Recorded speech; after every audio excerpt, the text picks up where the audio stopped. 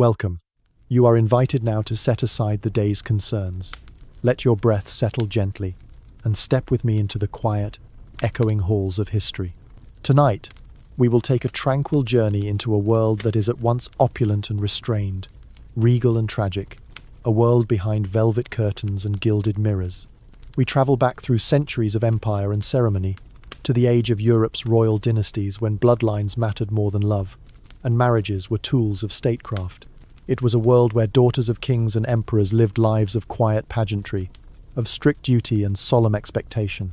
But beneath the silks and titles lay something less visible, a silent inheritance passed down not only through lands and lineage, but through shared genes. Tonight, we trace the subtle yet profound effects of inbreeding on Europe's royal daughters. This is not a tale of gore or grand battles. It is a quieter history, of gentle decline, of delicate lives, shaped by a fragile legacy. A story told in whispered correspondence, in medical records yellowed with age, in portraits where the eyes seem too tired for youth. Let us begin, not in a palace, but in a simpler place. Imagine yourself waking up in a royal bedchamber. It is dawn in the year 1720, and a young archduchess of the Habsburg family is stirring beneath heavy embroidered covers. Her room smells faintly of beeswax polish and lavender water. The windows are narrow, their panes rippling with imperfections in the glass. A fire crackles gently in the hearth, though the air remains brisk. She is 13, perhaps. Not quite a child, not yet a woman. Her name might be Maria Josepha, Maria Amalia, or Maria Teresa. There were many with similar names in this sprawling dynasty. Her morning routine begins with prayer, whispered into the folds of her bedding. Then comes servants' quiet, practiced hands dressing her in stays and petticoats, layering silks over linen, fastening brooches and lacing shoes. Each movement rehearsed, formal. Her breakfast is light, perhaps a sweetened roll, watered wine, and warm milk. Music filters in faintly from the gallery below, a harpsichord lesson in progress. She does not pour her own drink. She does not brush her own hair. From dawn till dusk, her days are guided by protocol. Language lessons in Latin and French, instruction in catechism, painting or embroidery, under supervision, perhaps an hour of walking, chaperoned through manicured palace gardens, though always at a ladylike pace. She knows her future already, not in the details perhaps, but in the outlines. She will marry, not for affection but for alliance. She will leave her home, likely before 20, to become the consort of some cousin duke or second uncle king in a distant court. The match will be arranged carefully, diplomatically, and genetically, though few would say the word inbreeding aloud. What she cannot yet know is how those careful genealogies have already shaped her, that the narrowness of her jawline, the chronic tiredness she feels, the recurrent fevers that her tutors dismiss, may stem not from chance, but from generations of marriages made within the family circle. She plays a piece on the virginal, her fingers slender and a little stiff. Her governess nods approvingly. Outside, carriages rattle over cobblestones. Within the thick walls of the palace, time passes slowly. The young archduchess smiles when she is supposed to, but often she stares out the window, at the far line of trees, her thoughts wandering quietly, privately. In this world, being born royal is no guarantee of vitality or ease.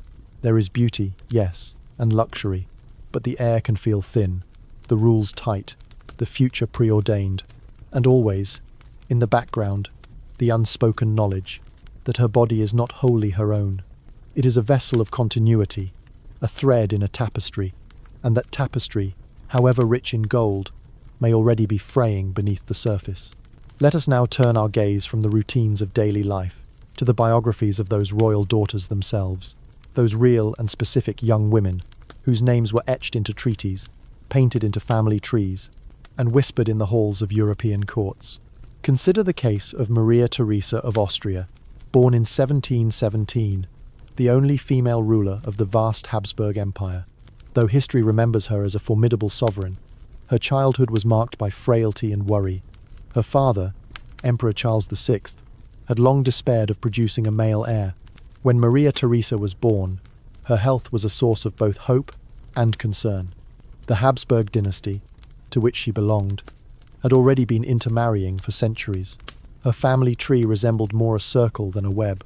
By the time Maria Theresa reached adulthood, her genetic inheritance was heavily compounded. Yet, she managed to live a full and active life, bearing 16 children each, a potential continuation of the delicate genetic thread. One of her daughters, Maria Carolina, became Queen of Naples and Sicily.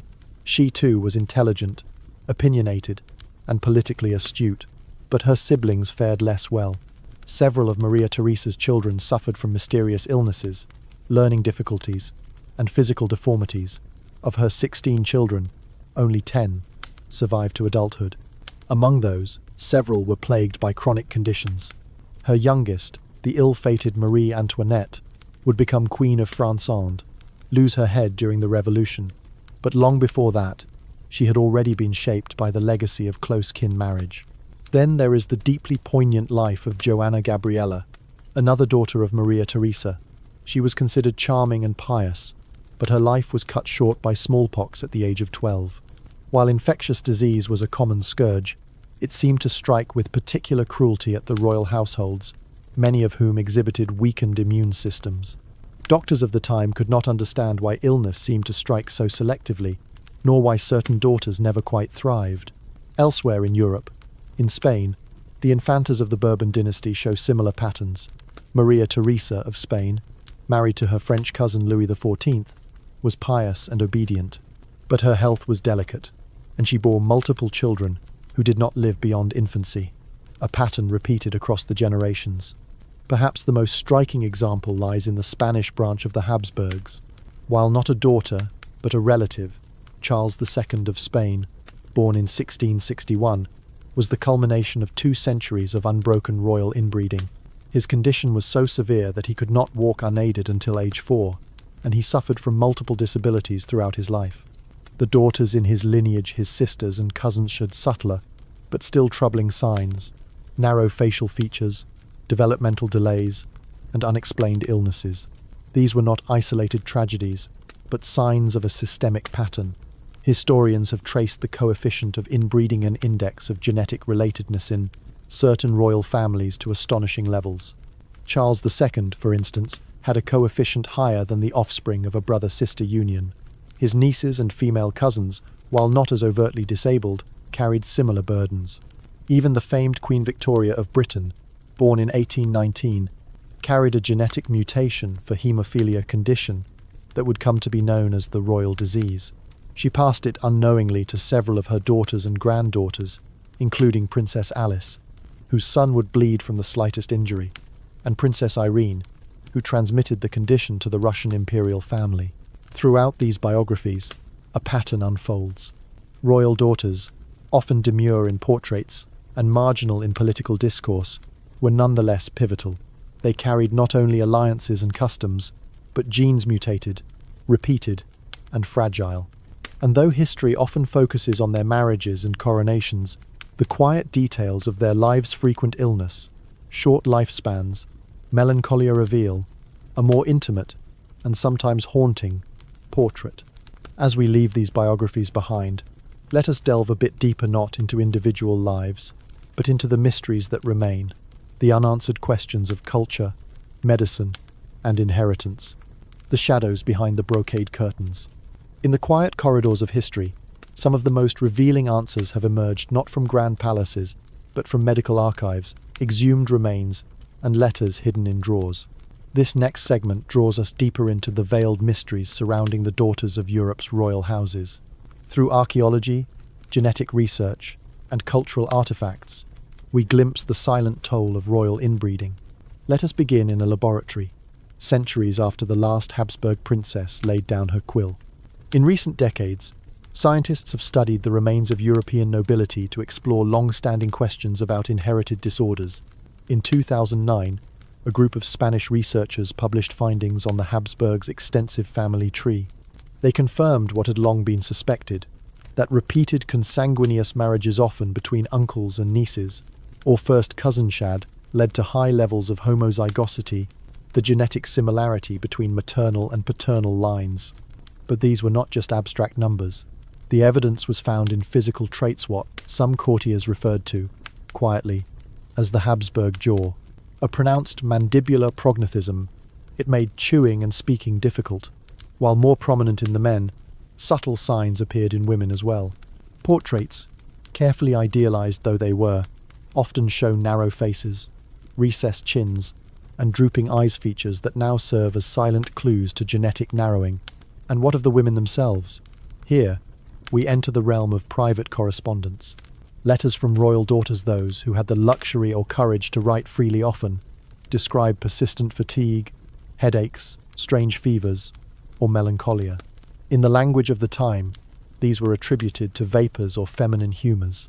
Today, we suspect they hint at chronic immune or neurological conditions that likely stemmed from inherited recessive traits. Cultural customs further entrenched these patterns. In many royal courts, daughters were discouraged from forming emotional attachments outside their assigned roles. The church, powerful and deeply entwined with monarchy, discouraged remarriage and prioritized dynastic purity. Royal women were often betrothed by the age of 10, shipped off at 16, and tasked with producing heirs before 20. This created a cultural and biological bottleneck. Even more quietly fascinating is the material culture of these women. Clothing found in preserved chests shows signs of adaptive tailoring. Bodices unusually high or low, sleeves loosened at the wrists. Was this to accommodate physical deformity or simply fashion? We do not always know, but the evidence invites speculation. Then there are the funerary customs. Royal daughters who died young were often buried with modest ceremony compared to their male counterparts. Some, like the daughters of the Spanish Bourbons, lie in ornate chapels beneath Madrid, their tombs identical in size and shape, their names nearly indistinguishable in the marble. Others were interred in Vienna's imperial crypt, in coffins side by side, the silence between them echoing across centuries. And now, with the tools of modern archaeology, some of these tombs have been reopened. Scientists have carefully examined remains to glean information about nutrition, disease, and congenital anomalies. They found signs of rickets, anemia, scoliosis subtle, chronic afflictions that hint at both lifestyle and inheritance. Royal daughters, though cloaked in luxury, often showed signs of malnutrition, not from lack of food, but from poor absorption or dietary imbalance, perhaps influenced by genetic predispositions. But even amidst the mysteries, there is beauty. The letters, though tinged with sadness, often express joy in music, hope for peace, or affection for siblings. Portrait miniatures reveal delicate brushwork, soft gazes, and the dignity with which these young women bore their burdens. As we leave behind these quiet clues, the fragments of hair, the embroidered initials, the softened bones, we find ourselves with a deeper understanding. The effects of royal inbreeding were not only visible in courts and treaties, but whispered through the fabric of culture, in the muted voices of those whose stories were often overshadowed. From these whispers, we transition now to something larger, a view of the society that surrounded these royal daughters. Let us consider the world beyond the palace gates, and the contrasts between elite and ordinary life. In the courts of Europe, life moved to a measured rhythm. Time was kept not by the chime of a bell tower, but by ceremonies, audiences, and meals. Yet just beyond the stone walls of these grand palaces, life followed an entirely different course, simpler, more precarious. In this segment, we gently trace the boundaries between royal daughters and the people over whom their fathers ruled. Within the palace, a young archduchess might sit beside her music master, practicing minuets on a harpsichord imported from France. The room is hushed except for the notes, the air tinged with beeswax, lace starch, and coal smoke. Outside, in the town below, another girl, perhaps the same age, is stoking a cooking fire, sweeping ash from the hearth, or helping her mother stir a thick pot of root vegetables and barley. This rural or urban peasant girl would likely never know the name of her royal counterpart, yet both were girls. Both dreamed, both tired, both bled. The difference was access and expectation. Noble daughters were shielded from the dirt of daily survival, but not from suffering. Though dressed in silk, many suffered ailments for which their doctors had no answers. A persistent cough might be labelled a nervous complaint, a hunched shoulder a sign of aristocratic fragility. While a peasant child might succumb to infection or hunger, a royal child might wither under invisible weight. genetic load, social rigidity, the pressure to endure and perform. The physicians of the elite were schooled in Galenic medicine balance of humours, bloodletting and purging. Treatments often did more harm than good. It was not uncommon for a young princess to be dosed with mercury for melancholia, or to endure regular cleansings to correct imagined imbalances. These procedures, though standard, were deeply taxing to already frail constitutions. Meanwhile, folk remedies among the poor were often more practical, passed down from grandmother to granddaughter. Poultices, herbal teas, charms murmured at night. These treatments lacked the polish of courtly medicine, but they sometimes offered real relief. And then there was diet. Royal daughters were fed lavishly game meats, sugared fruits, imported wines, but often according to court fashion rather than nutritional need. It was not unusual for young noblewomen to suffer from digestive troubles or anemia, even as peasants ate hearty, fibre-rich meals of cabbage, legumes, and coarse bread. The contrast extended to motion, too. The daughter of a carpenter or farm wife moved constantly kneading dough, sweeping, carrying water. Her joints were sore by 15. A royal daughter's body was preserved, her spine held upright by corsetry, her steps lightened by servants. Yet she, too, ached in ways invisible, psychological, or genetic. Social contrast was not only physical, it was emotional too. Among the poor, a daughter might remain with her family for decades, close to her mother, her aunts, her sisters. Among the elite, daughters were often sent away betrothed to distant cousins, living out adulthood in foreign courts, isolated by language and ritual. Loneliness, more than luxury, defined many of their lives. Occasionally the world's touched. A royal daughter might observe a village festival from her carriage window, see children with bare feet running through dust, and wonder briefly what that life might feel like. The peasant girl, gazing up at the carriage, might glimpse a girl her age in lace and golden reachable, unknowable, and perhaps pitiable. While one life was circumscribed by necessity, the other was bound by expectation. And somewhere between the two, between hunger and ceremoniale, the great human commonality, fragility. As the sun sets over tiled roofs and candlelight glimmers in high windows, both girls sleep, one on straw, the other beneath canopies of velvet. But neither is immune to sorrow, neither can escape her body, and neither ultimately knows what the future holds. Let us now drift toward the intricacies of health and medicine, how frailty was observed, misunderstood, and quietly recorded across generations.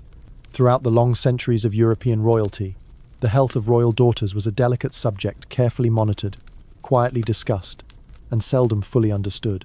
Frailty was often cloaked in euphemism, illness wrapped in layers of ritual, and suffering borne with a dignified silence. In this segment, we step softly into the world of royal medicine and misunderstood maladies. Imagine a young princess in the court of Viennappa, perhaps the early 1700s. She is pale. Her hands are cold. She tires easily and often misses her lessons. The court physicians gather, consulting dusty volumes of Hippocrates and Galen. They speak of vapours, of weak constitutions, of blood imbalances. A regimen is prescribed: gentle walks, warm milk, and leeching. The princess nods, as she has been taught, and submits to the process. Today, with modern insight, we might see a different picture: anemia, juvenile arthritis, autoimmune disorders. These are terms unknown to her doctors, but the symptoms match. And behind them, quite possibly, lies a genetic inheritance shaped by generations of consanguinity. Inbreeding, while strategic for dynastic continuity, brings with it a narrowing of genetic variation. Recessive traits harmless in a single copy can become problematic when duplicated. Over time, conditions that might otherwise remain hidden surface quietly: hemophilia, epilepsy, bone fragility, metabolic disorders. These are not always dramatic illnesses. More often they present as persistent fatigue, unexplained weakness, or strange sensitivity to light and noise. And so, the daughters of kings were often described as delicate, a word that, in its time, carried both admiration and concern. Delicacy was a virtue, but also a warning. Diaries from court ladies often contain entries noting that Princess so-and-so had once again taken to her rooms, suffering from nervous, trembling, or an excess of sorrow. What we might now call depression, or anxiety disorders, were seen then as moral or spiritual afflictions. Sometimes, the ailments were visible. Club feet, misshapen spines, and facial asymmetries were recorded in private accounts, though rarely mentioned in public. Portraits were painted carefully flattering angles, softened contours. Physical differences were quietly edited out, preserving an image of elegance and perfection. There were other clues as well. Girls who failed to menstruate on time or at all might be quietly withdrawn from marriage negotiations. Those with difficulty walking, or with speech delays, were often sent to rural estates under the care of nuns or distant cousins. In some cases, a daughter might vanish entirely from the public record, her name mentioned only in passing, if at all.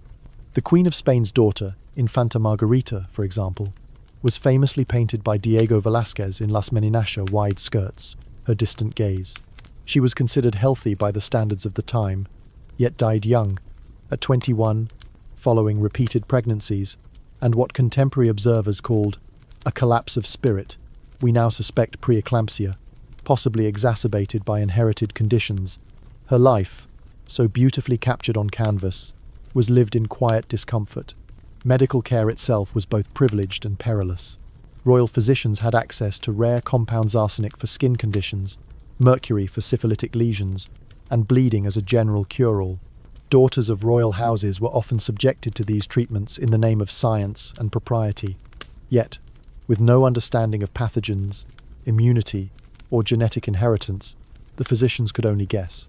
Many royal daughters died not of their illnesses, but of their remedies. And yet, the records also show moments of resilience. Some young women, despite frailty, lived long lives. They wrote poetry, played music, and corresponded across continents. Their illnesses, though misunderstood, did not fully define them. Even so, the pattern is unmistakable. Across France, Austria, Spain, and the Holy Roman Empire, royal daughters were often touched by shadowy ailments, quiet, persistent, and tragically similar. It was not that they were cursed, as some whispered. It was that the choices of their ancestors, the careful breeding of dynasty, had consequences that could not be seen until it was far too late. Now, as the lamps are dimmed and another day in history fades into twilight, let us turn to a different form of burden, the weight of expectation. In our next segment, we explore how these daughters were shaped not just by illness, but by the roles they were born to play, and the thrones they could never claim. In the quiet rituals of royal life, few pressures loomed larger than that of legacy. For the sons of kings, the path was clear: war, governance, diplomacy, succession. But for the daughters, expectations were subtler, though no less weighty. In this segment, we drift gently through the world of gender roles and dynastic duty, where royal daughters bore burdens both visible and unseen. To be born a daughter to a royal house was to enter a world pre-written. Even before the first breath, expectations were outlined by astrologers and midwives, by court gossip and dynastic charts. If the child was male, trumpets were sounded. If female, there was a pause, a softening of hopes. Daughters were not born to rule but to reinforce. Still, they mattered deeply. Their marriages were threads in the web of Europe's diplomacy. Their wombs, vessels of lineage, their behaviour, a reflection of royal virtue. And yet, for all their importance, they remained curiously marginal, present at every feast, yet rarely the centre of it. The laws of succession cast long shadows. In many kingdoms, Salic law barred women from ascending the throne outright. In others, such as England and Austria, daughters could inherit but only under special conditions. Even when they did rule, they often required special dispensations, negotiated alliances, and careful framing. A queen in her own right regnant, not consort, was the exception, not the norm. Maria Theresa of Austria was one such exception. After the death of her father, Charles VI, she inherited the sprawling Habsburg dominions, but not without challenge. Her claim sparked the War of the Austrian Succession, as rival powers refused to accept a woman's right to rule. Though she governed effectively, she remained encased in contradiction, powerful yet contested, sovereign yet deferential. She bore 16 children to secure her line, each birth a reminder that her body, too, was part of statecraft. Other royal daughters were not so fortunate. Louise of France, daughter of Louis XV, was raised in a court of glittering excess but eventually retreated to a convent, weighed down by expectations she could not meet. Her letters reveal a quiet Achaia, longing not for power, but for peace. She writes of the stillness of the cloister, the relief of escaping the endless scrutiny of Versailles. Then there were those trapped between roles. Elizabeth of Valois, married at age 13 to the much older Philip II of Spain, was praised for her virtue and modesty, but lived under strict surveillance, her every gesture interpreted through the lens of decorum. When she died in childbirth at age 23, her absence was mourned not only for the person she was, but for the alliances she represented. The weight of expectation extended to every aspect of life. A royal daughter was to be graceful, educated but not too opinionated, devout yet politically flexible. She must charm ambassadors, inspire confidence in her fertility, and above all, not scandalize. Her value lay in what she could become: a duchess, a queen, a mother of heirs. And for those who could not marry due to health, appearance, or political inconvenience, there remained the convent. Many royal abbesses presided over wealthy religious houses, removed from court life yet still enmeshed in politics. Some found solace there. Others wrote of loneliness, of days filled with ritual but not purpose. In private, some resisted. They scribbled poems in Latin, played bold pieces on the clavichord, read banned books behind velvet curtains. A few corresponded secretly with philosophers or flirted with ideas of autonomy. But for most, rebellion was quiet, internal, a sigh behind a fan. Even their deaths were political. Their funerals were staged for the record, their remains entombed in dynastic vaults. Their names, repeated across generations: Maria Anna, Maria Josepha, Charlotte, Isabella, blurred together, like reflections in a long hall of mirrors. And yet, within each of them was a life, a heartbeat, a voice, a set of longings. They were not merely roles to be filled, but people, their fates shaped not only by history, but by biology, by politics, and by an inheritance they could not choose. Let us now turn to those inheritances, the legacies passed on, not just through treaties or titles, but through fragile strands of DNA. In our next segment, we will explore how patterns of inheritance shaped the fate of royal houses, and how some of those threads frayed beyond repair. As candlelight flickers in the annals of time, we now arrive at the culmination of many threads woven through generations of royal daughters, marriages, and closely guarded bloodlines. In this segment, we examine the quiet, often invisible force that helped bring several of Europe's most powerful dynasties to their knees: the weight of inherited fragility.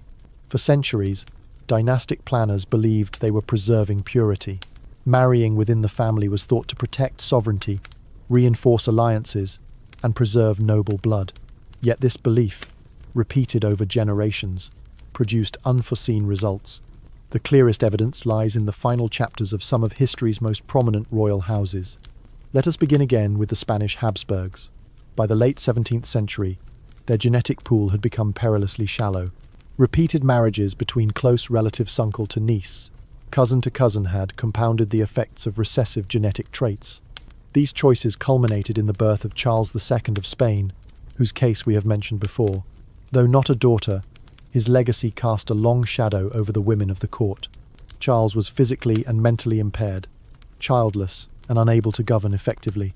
His two marriages produced no heirs, and by the time of his death in 1700, his body was so frail that it was said he could not chew food properly. The autopsy, recorded with eerie precision, revealed a body described as withered and degenerated. But more revealing still is what was left behind. Nothing. No heir, no daughter, no continuation. The dynasty collapsed, and with it, the line that had once claimed divine favor. The Bourbon dynasty, which succeeded the Spanish Habsburgs, faced its own trials. The French royal family intermarried not only with themselves but also with cousins in Spain and Austria, found their offspring similarly troubled. A pattern emerged: daughters who died in infancy, sons who failed to thrive, and royal women unable to bear healthy children. Stillbirths and miscarriages were whispered of, but seldom acknowledged officially. The line of Louis XVI and Marie Antoinette ended in tragedy, both in revolution and in bloodline. Their only surviving daughter, Marie Thérèse, lived a withdrawn and anxious life. never bearing children of her own. Then there is the case of the Russian Romanovs, through Queen Victoria who, as mentioned, carried the gene for haemophiliathy. Romanovs inherited a devastating legacy.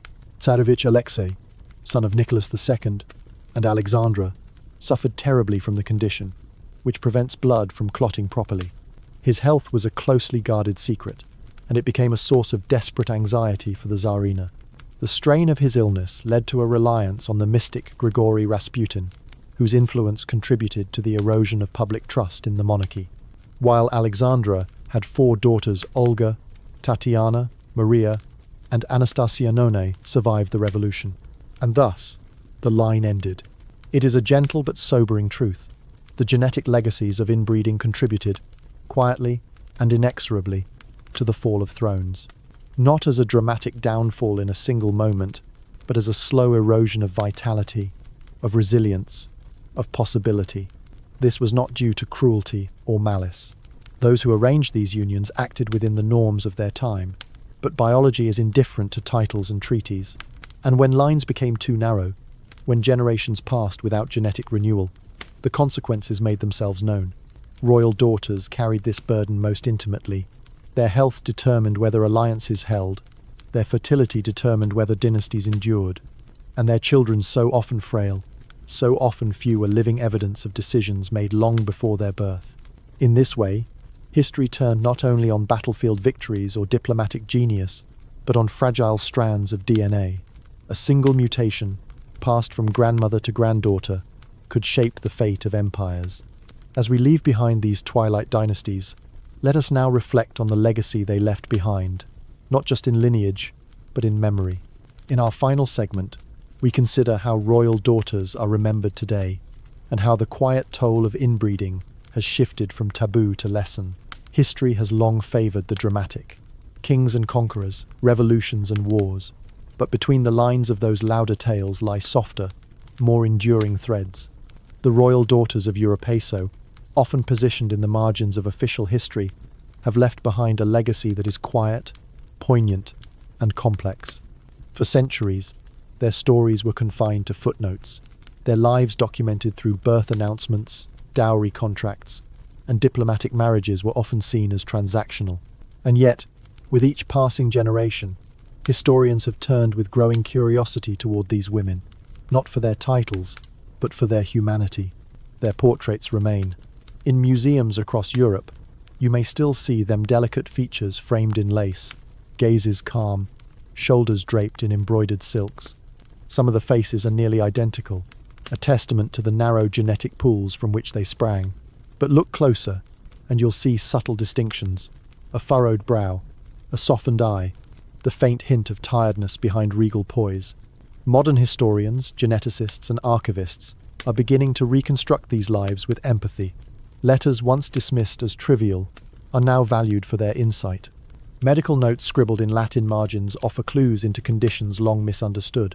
Family trees, once symbols of dynastic pride, are now read like diagnostic chart-tracing patterns of illness, infertility, and inherited pain.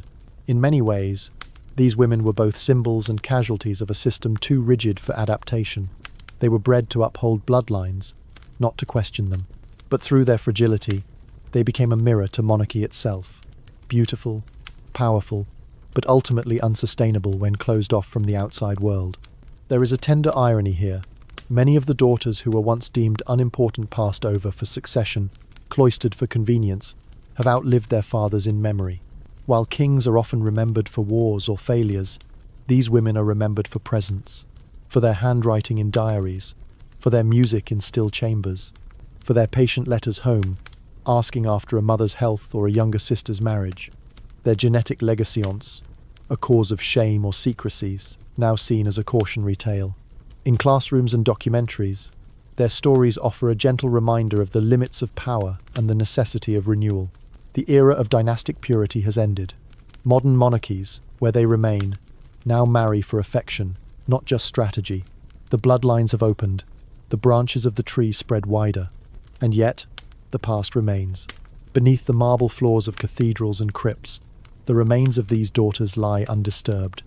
In Vienna's imperial crypt, in Madrid's El Escorial, In the chapels of Versailles and St. Petersburg, they rest side by side.